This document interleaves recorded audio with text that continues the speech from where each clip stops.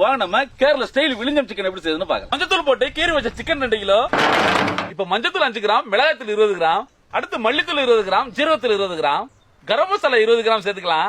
அடுத்து 2 எலுமிச்சம்பழ சாறு. இப்ப தேவையான உப்பு போட்டு சிக்கன்ல பிரட்டிக்கலாம். சிக்கன்ல தண்ணி இருக்கும், அப்படியே பிரட்டிக்கங்க.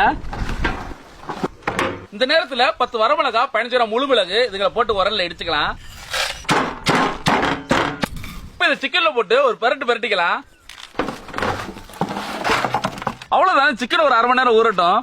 முதல்ல உலக்க எடுத்துக்கங்க. இப்ப சின்ன வெங்காயம் 1/4 கிலோ, அடுத்து இஞ்சி 100, பூண்டு 100 சின்ன சின்னதா வெட்டி சேர்த்துக்கங்க. அப்புறம் ஒரு கை கருவேப்பிலை, ஒரு கை மல்லித்தலை, 4 பச்சை மிளகாய் சேர்த்துக்கலாம். அவ்வளவுதான், இப்ப எல்லாத்தையும் இடிச்சு வச்சுக்கலாம். கடாயை வச்சுக்கலாம்.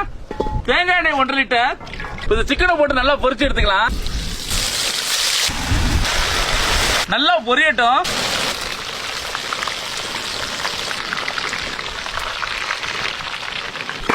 கடாய் எடுத்துக்கங்க. தேங்காய் எண்ணெய் 100 ml, கருவேப்பிலை 1 கை, கையோட பெரிய வெங்காயம் 1/4 கிலோ. இப்ப அடுப்ப நார்மலா வச்சு நம்ம இடிச்ச மசாலாவை சேர்த்துக்கங்க. பச்சை வாசம் போக வதக்கிக்கங்க. இந்த மசாலாவுக்கு மட்டும் தேவையான உப்பு. இப்ப நம்ம பொரிச்ச சிக்கனை போட்டு பிரட்டிக்கலாம். 2 பிரட்டினா போதும்.